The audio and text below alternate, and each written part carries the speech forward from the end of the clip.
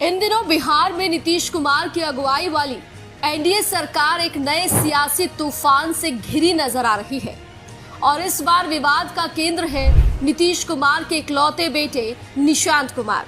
जी हां, जेडीयू के कुछ वरिष्ठ नेताओं ने अब खुलकर मांग की है कि पार्टी की कमान निशांत कुमार को सौंप दी जाए, लेकिन ये मांग ऐसे वक्त में आई है जब नीतीश कुमार की सेहत और हालिया सार्वजनिक बर्ताव को लेकर विपक्ष पहले से ही हमलावर है। बीते कुछ दिनों में नीतीश कुमार के कुछ ऐसे वीडियो सामने आए हैं जो अब विपक्ष के लिए हथियार बन गए हैं। कभी राष्ट्रगान के दौरान मुस्कुराना तो कभी नेताओं के पैर छूना, इन सब ने एक नई बहस को जन्म दे दिया। क्या नीतीश कुमार अब मानसिक और शारीरिक रूप से शासन चलाने के लिए सक्षम है? विपक्ष कह रहा है नहीं। तेजस्वी यादव तो कह चुके हैं कि पार्टी में अब उत्तराधिकार को लेकर भ्रम की स्थिति है। उन्होंने तंज कसते हुए कहा, नीतीश सरकार अब बस कुर्सी बचाओ मोड में है और जेडीयू के भीतर निशांत कुमार को आगे लाने की मांग उस डर और अस्थिरता का इशारा है।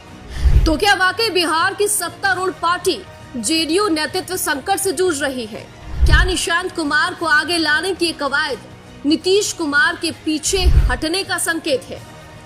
विपक्ष इसे जेडीयू की हताशा बता रहा है। उनका दावा है कि एनडीए की सरकार अब अपनी विश्वसनीयता और स्थिरता दोनों खो चुकी है।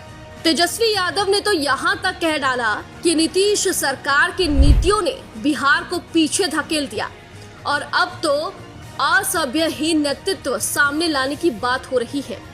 वो सिर्फ जेडीयू की डूबती नाव में नया पतवार लाने की कोशिश है।